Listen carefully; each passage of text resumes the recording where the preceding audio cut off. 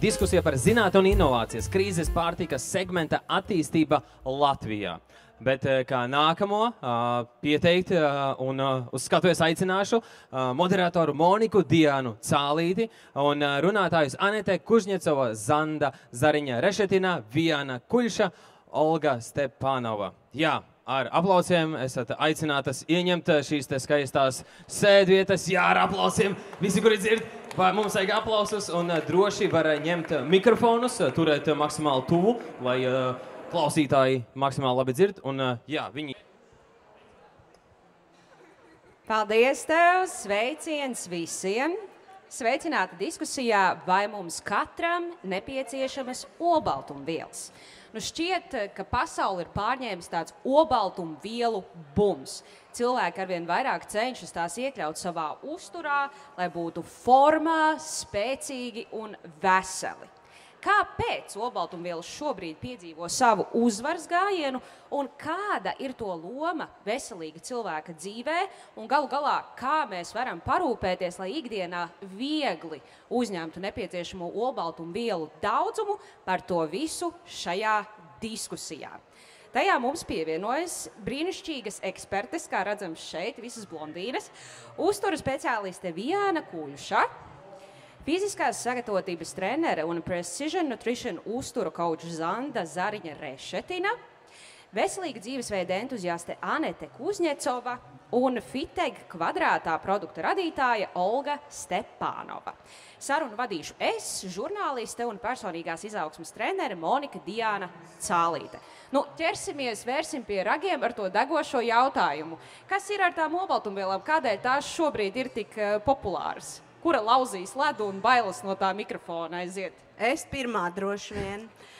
Man ir tāds diezgan konkrēts uzskats, ka cilvēki beidzot ir sapratuši, ka proteīns nav kaut kas, ko tie tur kačoki ēd, bet ka tās ir tās pašas olbaltumvielas un ka tās mums ir vitāli nepieciešams. Nu, tā sapratne ir aizgājusi beidzot līdz cilvēkiem. Kādas vēl versijas?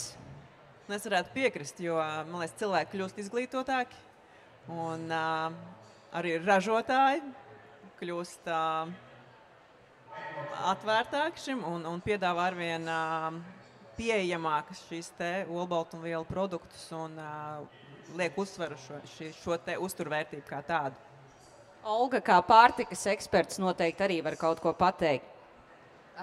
Jā, protams, un man liekas, ka arī tagad cilvēki tomēr vairāk pievērš uzmanības savai veselībai, un daudzi jau ir sapratuši, ka proteīns vai olbaltumvielas ir tas veselības pamats, un attiecīgi, ja pa šodien mēs paskatīsimies šeit, tad mēs esam 5 dāmas, un gandrīz katra no mums kaut kādu dienas daļu velta tam, lai popularizētu olbaltumvielas. Nu, attiecīgi, mēs esam kļuvuši vairāk un vairāk, un līdz ar to arī ir tas bums vai uzvaras gājiens. Jā, tad es kā noslēdzošā no uztura speciālista viedokļa es noteikti vēlos piebilst, ka mūsdienās kas ir kā bonus, ka sabiedrība ir kļuvusi vecāka, bet līdz ar to nāk klāt arī vairākas problēmas, un viena no tām ir sarkopēnija, kad samazinas muskuļu masa. Un pats galvenais, kā mēs varam cīnīties ar sarkopēniju, ir lietot pietiekoši daudz olbaltumvielas, un tas ir ļoti, ļoti būtiski uzsvērt. Un vēl no uztura viedokļa tad arī ir jāsaprot, ka olbaltumvielas ir svarīgākais makroelements, kas cilvēkam nodrošina sāta sajūtu. Nu tad, Viāna, ar tevi arī turpināsim. Mikrofons var palikt pie tevis. Cik daudz olbaltumvielu pēc tādiem uztura grāmatas principiem cilvēkam dažādās vecuma grupās būtu dienā jāuzņem? Un papildi jautājums, ko rāda tava prakse, cik sekmīgi tas realitātē arī sanāk? Jā, tad pēc veselības Pēc Pasaules veselības organizācijas datiem šis daudzums olbaltumvielu atšķiras. Bērniem līdz 18 gadiem ir nepieciešams tāds vidējais 1 grams uz katru kilogramu, respektīvi, ja bērna svars ir 20 kilogrami, 20 gramus olbaltumvielas ir nepieciešams uzņemt. Vidējos gados no 18 līdz 50 gadiem tad rēķina minimums ir 0,8 grami līdz 1 gramam. Tas ir tāds vidējais daudzums. Un, respektīvi, pēc 50 gadiem ir nepieciešams uzņemt vairāk olbaltumvielas. Un arī grūtniecēm zīdīšanas laikā ir nepieciešams uzņemt vairāk olbaltumvielas, kas ir no 1,2 grami līdz pat 1,6 grami uz katru kilogramu. Un noteikti vēlos arī uzsvērt atsevišķu vēl grupu, kas ir sportisti. Noteikti Zanda arī minēs, bet es pieminēšu, ka tur šis olbaltumvielu daudzums svārstās pat no 1,1 līdz 2 grami uz katru kilogramu cilvēkam. Un no savas prakses, ko es vēl gribu minēt, ka ļoti būtiski ir uzņemt pietiekošu olbaltumvielu daudzumu cilvēkiem pēc operācijām ar hroniskām saslimšanām, ar apdegumiem un ļoti daudz dažādām šīm pacientu specifiskajām grupām. Olbaltumvielu daudzums ir ļoti būtisks. Un no manas prakses bērniem līdz 13 gadiem, es teiktu, nav problēmas uzņemt pietiekošu daudzumu. No tādiem 10 gadiem līdz 18 ir, jo sākas brokastu izlaišana, tad ātrās uzkodas ļoti daudz, vakariņas arī negrib ēst un ir daudz dažādi našķi. Un otra grupa ir pēc 50 gadiem, kad bieži vien mēdz būt arī, kad cilvēki paliek vieni paši, tad arī viņiem šīs ēdienreizes paliek ļoti vienkāršas. Tad reducējot, lai mēs atcerētos, kā tur bija vajadzīgs vecums, kilogrami. Jā. Var teikt, jā, vecums, bet vidēji es teiktu, ka ja mēs katrs apēdīsim 1 gramu olbaltumvielas uz katru savu kilogramu, būs jau ļoti labi. Ok, tad katrs var tagad parēķināt, tas ir daudz vai tas ir maz. Tu iesāk runāt par sportistiem, ir profesionāli sportisti, ir hobija līmeņa sportisti, ir cilvēki, kas vienkārši grib būt labā formā. Cik liela loma olbaltumvielām ir muskuļu veidošanā, atjaunošanā un citos procesos? Noteikti būsiet dzirdējuši, ka olbaltumvielas tiek dēvēts par mūsu organismu būvmateriālu. Un tas noteikti nav tāds tēlains salīdzinājums, jo mūsu muskuļi sastāv no olbaltumvielām. Un treniņa laikā, īpaši spēka treniņa laikā, muskuļi tiek pakļauti tādam kā mikrobojājumiem. Un tas nav nekas slikts. Tas ir kā signāls tam, ka muskulim jākļūst spēcīgākam, izturīgākam. Un atjaunošanās procesā arī šīs te pašas olbaltumvielas ir īpaši nozīmīgas, jo muskulis atjaunojas no aminoskābēm, tās, kas ir olbaltumvielu sastāvā. Un tādējādi muskulis kļūst tikai stiprāks, izturīgāks un arī apjomā veidojās lielāks. Bet olbaltumvielas nav tikai par muskuļiem un muskuļu veidošanu, kā jau Jāna minēja, ka tas ir par sāta sajūtu, par enerģiju un par vispārējo labsajūtu. Un jau arī minētā sarkopēnija, kāpēc olbaltumvielas ir īpaši vajadzīgas mums novecojot, jo īpaši sievietēm hormonālo izmaiņu rezultātā šī te muskuļu masa vēl vairāk tiek ietekmēta un samazināta. Un tādēļ atkal liels uzsvars jāliek uz olbaltumvielām. Ja mēs runājam par visiem šiem tematiem, labsajūtu, sportu, tāda tematu vēstnese ir Anete, vismaz pēc tava Instagram, absolūti. Kā tev praktiski izdodas uzņemt nepieciešamo olbaltumvielu daudzumu un cik grūti vai viegli tas ir un kā tu skaiti, tu kaut kā sver un rēķini? Jā, es jau esmu tajā vecumā, kad jau par to sarkopēniju jau tā nopietnāk var sākt runāt, jo ja līdz kaut kādiem 50 gadiem tas muskuļu masas zudums ir mērāms 10 gadēs, tad pēc 50 jau zūd kaut kādi 1 līdz 2% muskuļu masas gadā. un tas ir mega svarīgi šo te muskuļu masu nezaudēt, lai gan nebūtu kaut kādi lūzumi kaulu, lai tu varētu kaut vai to pašu iepirkumu maisiņu atnest no veikala bez mazbērnu palīdzības. Ar mani un olbaltumvielām ir tā, ka man par laimi ļoti garšo olbaltumvielas, un ja mēs runājam konkrēti par mani, tad man pašai nav problēma pietiekamā daudzumā tās uzņemt. Es rēķinu 2 gramus olbaltumvielu, jo es arī paralēli aktīvi un cītīgi sportoju, jo tas, ko es gribēju vēl piemetināt, kad ir baigi forši tās olbaltumvielas uzņemt, bet ir arī mega svarīgi veikt spēka vingrinājumus, jo ja tu vienkārši uzņemsi olbaltumvielas, organisms tās izmantos kā vienu no enerģijas avotiem, bet ja mēs gribam tiešām to muskuļu masu saglabāt, ir ārkārtīgi svarīgi tieši spēka vingrojumi, lai no tām olbaltumvielām tas muskuls veidotos. Bet man nav grūti uzņemt olbaltumvielas, jo es pati pieturos pie tagad ļoti modernās keto diētas, keto karnivorā diēta, kur pamatā es uzturu arī lietoju olbaltumvielas. Lūk, tā kā es diezgan uz aci jau esmu sapratusi, cik man vajag uzņemt, un man tas pārākas liels grūtības nesagādā, bet cilvēkam, kas tikai ielaužās tajā pasaulē, noteikti ir arī jāpasver un jāparēķina klāt ar kādu aplikāciju, cik tieši viņš uzņem. Jo uz aci izskatās, ka tur ir baigi daudz, bet patiesībā tur var būt mazu olbaltumvielu. Ar laiku un ar treniņu, kā ar visām lietām. Olbaltumvielas ir daudz un dažādas. Mēs te visur redzam uzrakstu Fiteg kvadrātā. Olga, kas ir Fiteg kvadrātā? Un tu kā Fiteg kvadrātā mamma, ja tā drīkst teikt, kā tu nonāci līdz šādam produktam? Nedaudz pastāstīšu par mūsu jaunu produktu.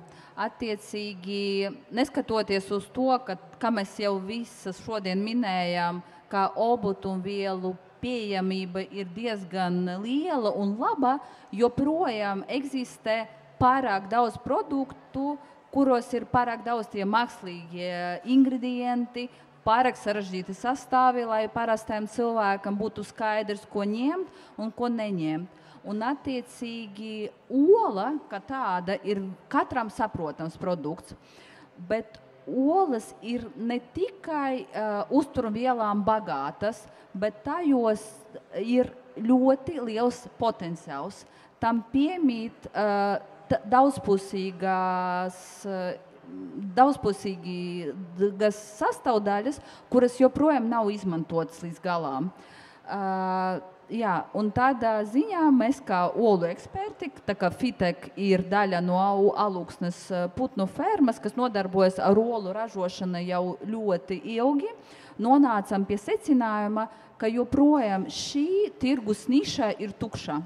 Un cilvēkam ola ir diezgan saprotams produkts, attiecīgi no tās var veidot kaut ko tādu, kas cilvēkam būs tuvs un mīļš, un ja viņam garšo olas, tad attiecīgi būs vēlme pagaršot arī kaut ko, kas ir saistīts ar olām vai ražots no olām. Otrs iemesls bija arī radīt kaut ko saprotamāku ar īsāko ingredientu listu, lai gandrīz gan cilvēkam gados, gan bērnam būtu saprotams, kas tur ir iekšā.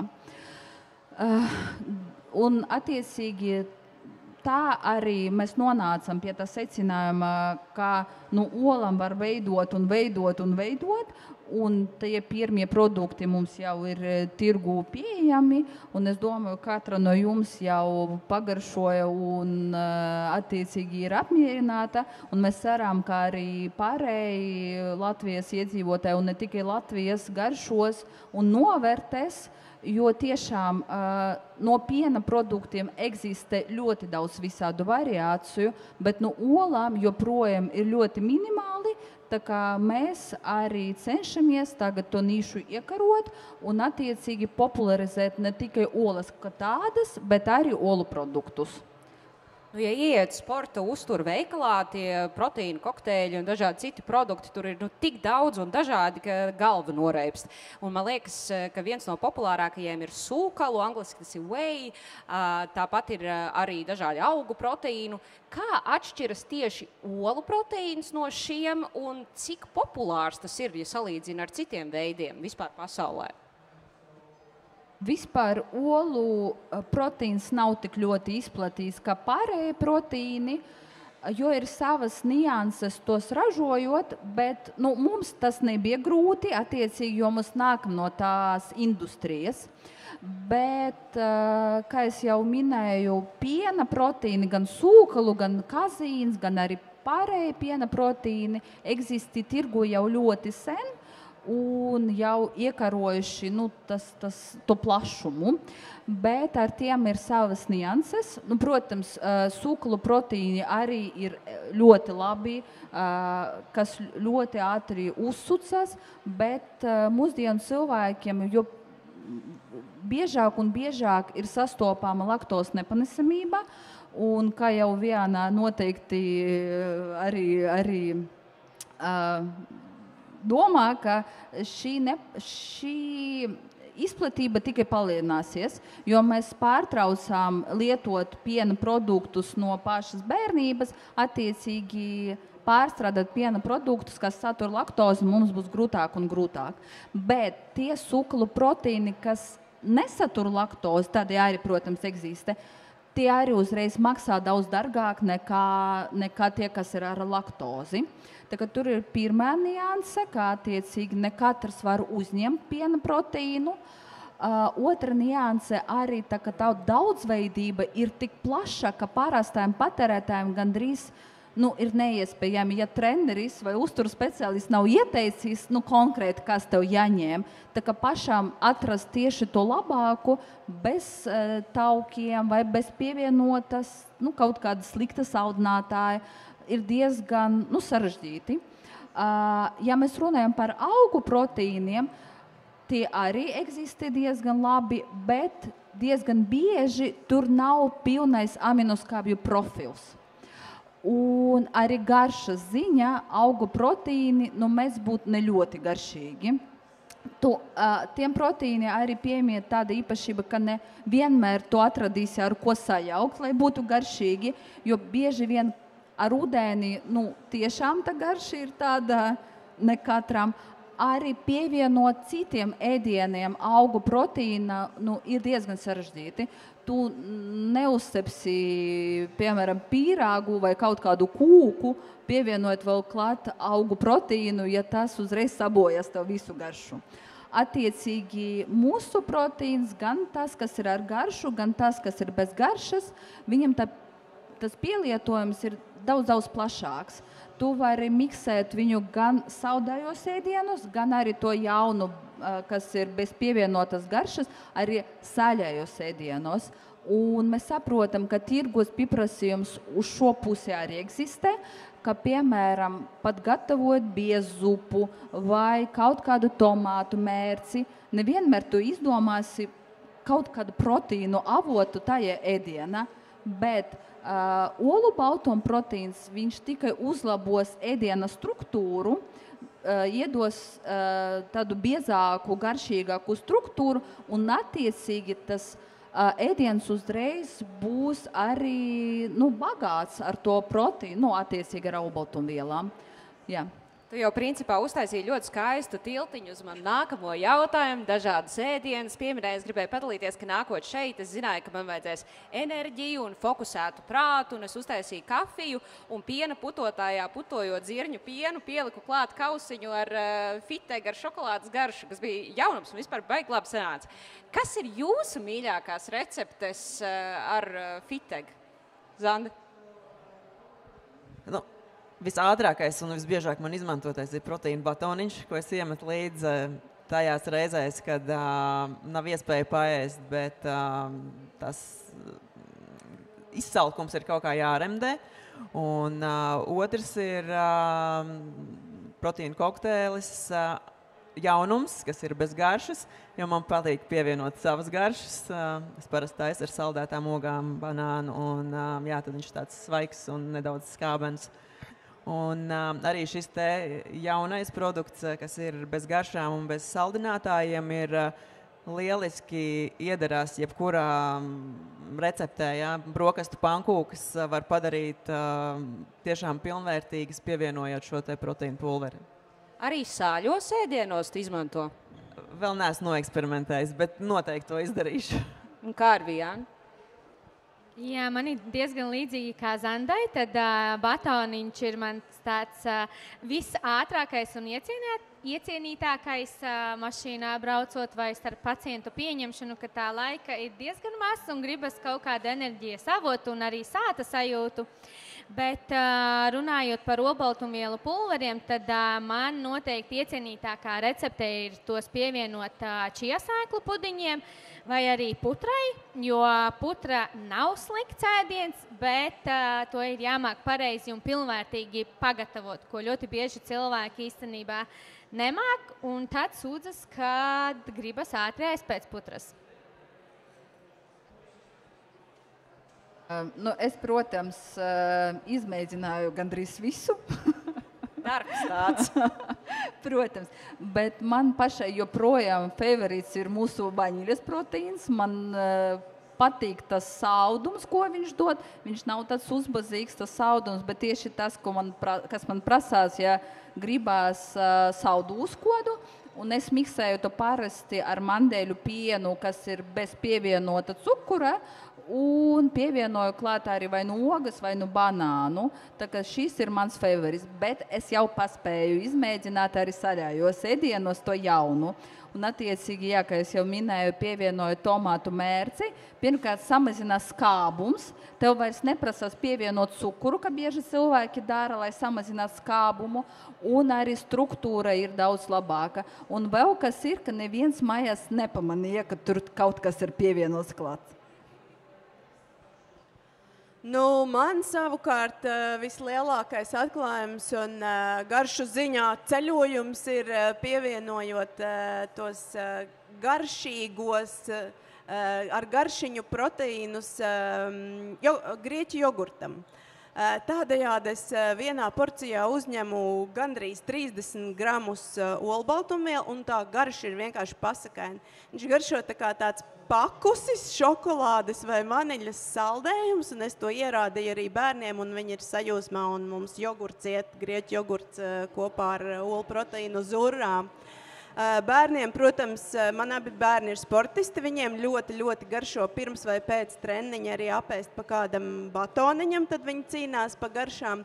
Nu, un man tāds viens eksperiments bija, kas man arī ļoti ir piepaticies un garšo. Es uztaisīju tādu tā kā kraukšķi, variet apskatīties Fite kvadrātā mājaslapā. Man sanāca tādi kā proteīna čipsi, un tad tos es bieži vien arī uzkraukšķinu. Tik daudz un dažādas receptes tiem, kam saskrējas iekals mutē, nesat bēdīgi, nedaudz jāpagaida, un tad varēs arī kaut ko ļoti garšīgu uzēst. Bet mēs jau pieminējām to plašo proteīna produktu klāstu, tieši tādu ražotu proteīna produktu klāstu, un bieži vien cilvēki domā, ka viņi ir ļoti veselīgi, viņi ēd proteīna batoniņu vai dzer kokteili, bet patiesībā tur ir ārkārtīgi daudz cukura vai kaut kādu netik ķermenim veselīgu un draudzīgu vielu. Kā ir? Olga pieminēja šo sastāvu. Ja tagad mēs skatāmies uz proteīna pulvera, teiksim, iepakojumu, tur ir norādīts uz 100 gramiem. Cik tad būtu tāds optimāls proteīna daudzums un cik būtu normāls cukura daudzums un cik jau būtu par lielu? Nu, kādiem skaitļiem pievērst uzmanību?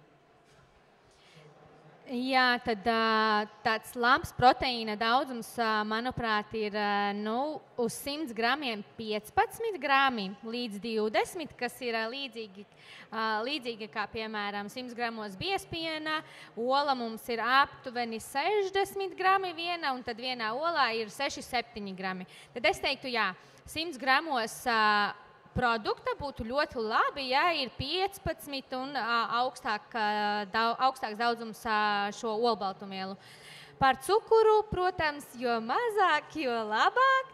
Bet, ja mēs skatāmies, vai tas ir mākslīgais saldinātājs vai dabīgais saldinātājs, vai tas ir parastais galda cukurs, tad es teiktu labāk, lai tas būtu parastais galda cukurs vai arī dabīgais saldinātājs. Noteikti no tādiem mākslīgajiem saldinātājiem, kā acetāma sulfāts, kā būtu jāizvairas, it īpaši maziem bērniem vai arī jauniešiem, kuru zarnu trakts vispār nav nobriedis. Kāds ir fitega sastāvs un vai tas ir piemērots arī bērniem? Protams, kā jau minēja uzturas speciāliste, ka bērnam līdz 12 gadiem, 13 gadiem to olbaltumvielu daudzumu dabūt ir diezgan vienkārši, bet sākot ar noteiktu vecumu, kā jau kuram tas vecums, kadreiz tas ir diezgan uzaicinoši. Un, jā, mūsu produkti pārsvara ir ar ļoti tīru sastāvu un noteikti pievienot grieķu jogurtam vai taisīt kokteili vai iedot kaut kādu batonu līdzi, ka uzkodu ir daudz labāk nekā bērns izvēlēsies čipšus, snikeri vai kaut ko tam līdzīgo. Un attiecīgi arī tajā vecumā tas olbaltumvielu gan daudzums, gan arī sastāvs ir ļoti svarīgs, jo tiek formēts arī viss ķermenis tam bērnam tajā laiku posmā. Viņš nenormāli ātri aug, un mums vajag atbalstīt gan kaulus, gan muskuļus, gan locītavus, jo tā ir bāze un fundaments, kas pēc tam būs izmantots visa mūžā.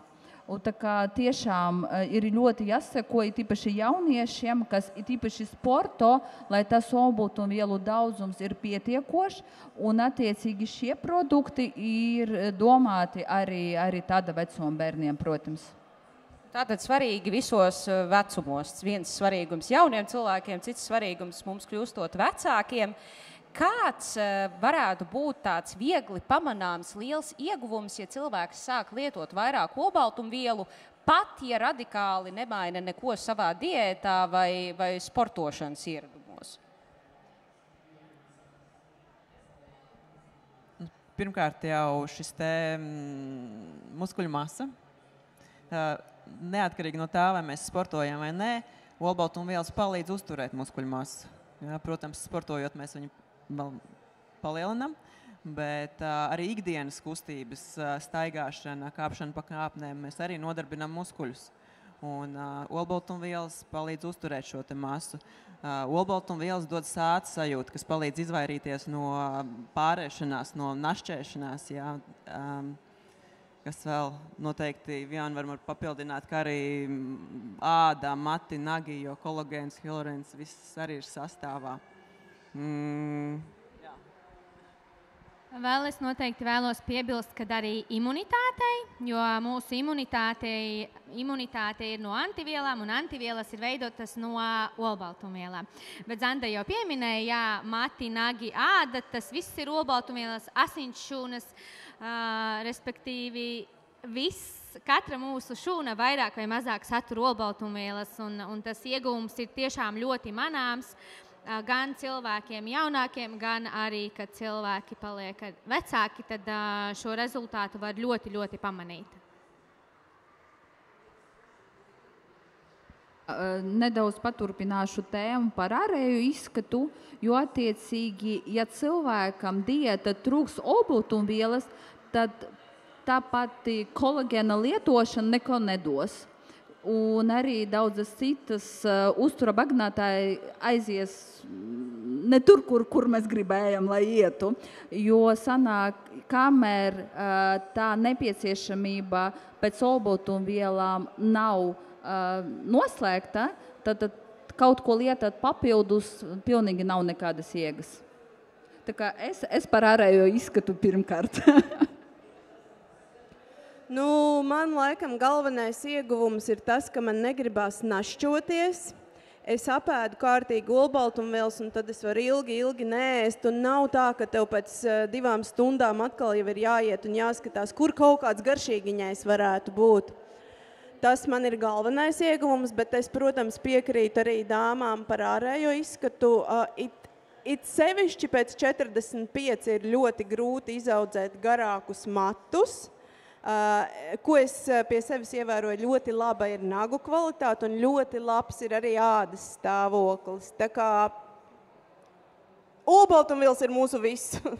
Es tieši gribēju teikt, principā tāds super produkts ir olbaltumvielas, un ņemot vērā, ka mēs tuvojamies noslēgumu, es jau jūtu, ka vēderi burkšķi, un tur bārbenis jau trinās un gaida, kad varēs uztaisīt garšīgus dzērienus. Kas vēl ir palicis nepateikts par olbaltumvielām? Pasakiet tagad vai klusējiet līdz nākamai diskusijai.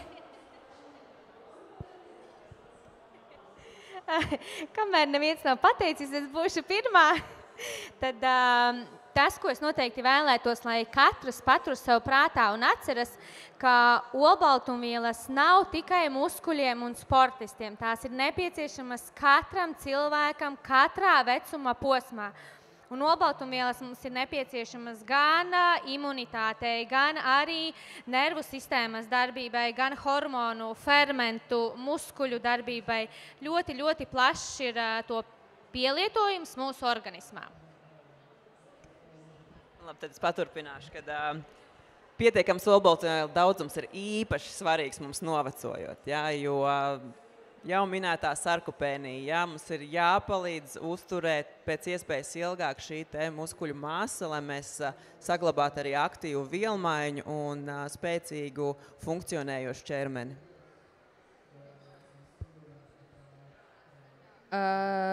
Pateikšu, ka olbaltumvielas reāli ir superpower, kas ir pieejams jebkurām no mums, un tas nav tik sarežģīti, ka varbūt cilvēki domā, ka vajag tikai bišķiņ prognozēt to savu uzturu, un tu dabūsi kvalitatīvu ēdienu, kas ir pilns ar olbaltumvielām, un attiecīgi no tā dabūsi tikai to foršāku, gan ārēju izskatu, gan spēku, gan arī garastāvokli. Ja tu esi paēdis, ja tu esi stiprs, tad tu esi laimīgs. Un man būtu aicinājums valodniekiem, varbūt ir pienācis laiks to olbaltumvielas nomainīt ar proteīns, lai cilvēkiem vairāk nejūk, ka proteīns ir kaut kāds kačaku pulveris un olbaltumvielas ir ola. Paldies!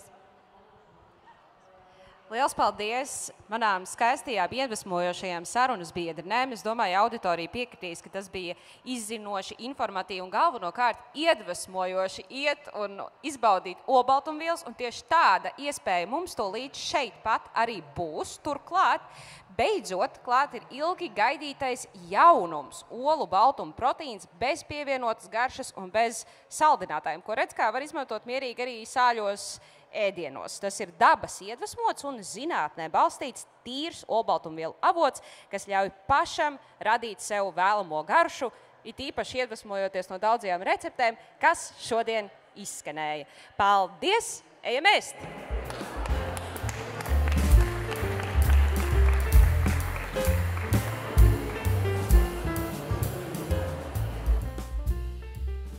Tad šodien mums ir lieliska iespēja pagaršot kokteļus ar mūsu jaunumu, olu baltumu proteīnu bez pievienotas garšas un bez saldinātāja.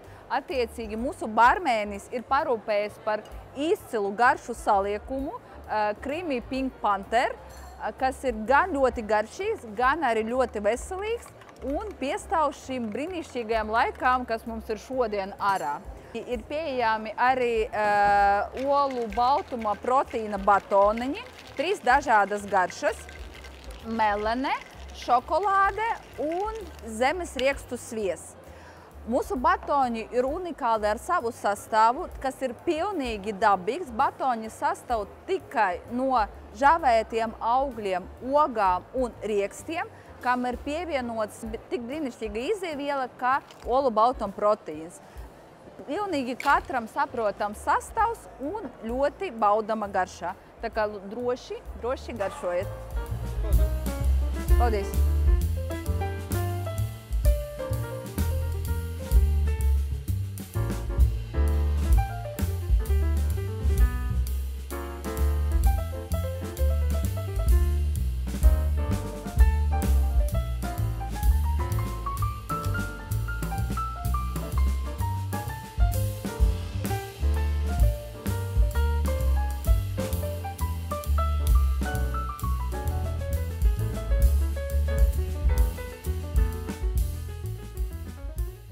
Jā, šodien es miksēju lieliski vasarīgu, vēl vasarīgu kokteili. Creamy Pink Panther nosaukums, jo ir tāds ļoti krēmīgs šis kokteils ar skaistu putiņu, arbūs, greifrūts, protams, mūsu jaunums un negāzēts ūdens, un viņš lieliski izšķīst. Jebkādā versijā nevajag obligāti blenderi, kā mums vienmēr licies, kad proteīni, man vajag blenderi, pirkt dārgas ierīces un tā tālāk. Tā kā, jā. Un, protams, mīlestība jāieliek nedaudz. Nu, vajag.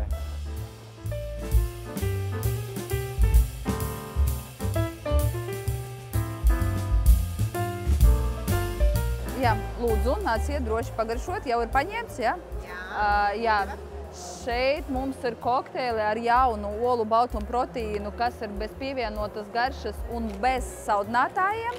Tā kā pilnīgi dabīgs olu baltumu vielu avots, ko var izmantot ļoti dažādi. Var arī ļoti garšīgas kokteļus, kā mums šodien Linārs. Mājās mēs tā netaisīsim, protams.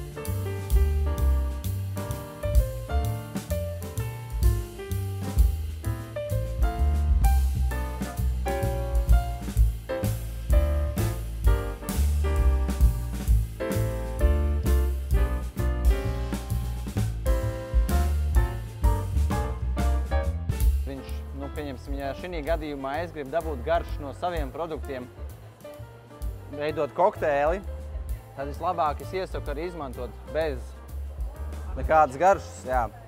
Ja mums vajag, tomēr mums ir pliekanāks, tur tikai ar ūdeni vai ar pienu, protams, mēs liekam klāt kādu no garšām, lai patīkamāk, baudāmāk, bet šī gadījumā es pievienoju dažādas garšas pats. Ja man ir iztēle virtuvē vai mājās, līdz ar to ideāli. Un es ticu, ka bāros arī ar laiku šo iespējams sāks izmantot, jo šādā veidā ļoti ērti ar viņu strādāt. Jo bārmeņi izmanto olas baltumu diezgan daudz kur. Tagad jau ir daudz aizstājēji, kā Easy Foam, bet tur ir ņemšanās ar to visu, vai pieņemsim Aquafaba turku zirņšķidrumu ir ko izmanto. Bet tas ir izmests produkts, paši zirņi. Mums jau der tikai šķidrums. Šī gadījumā tas ir tāds labs aizstājējs un tas ir labs kāpums kaut kādā nākotnē. Es ticu, ka tas arī bārā ievirzīsies cilvēkiem kā alkoholiskiem, kā bezalkoholiskiem dzērieniem. Noteikti. Kāpēc ne? Un vēl jau vairāk mēs uzņemam uztur vērtības. Vai ne?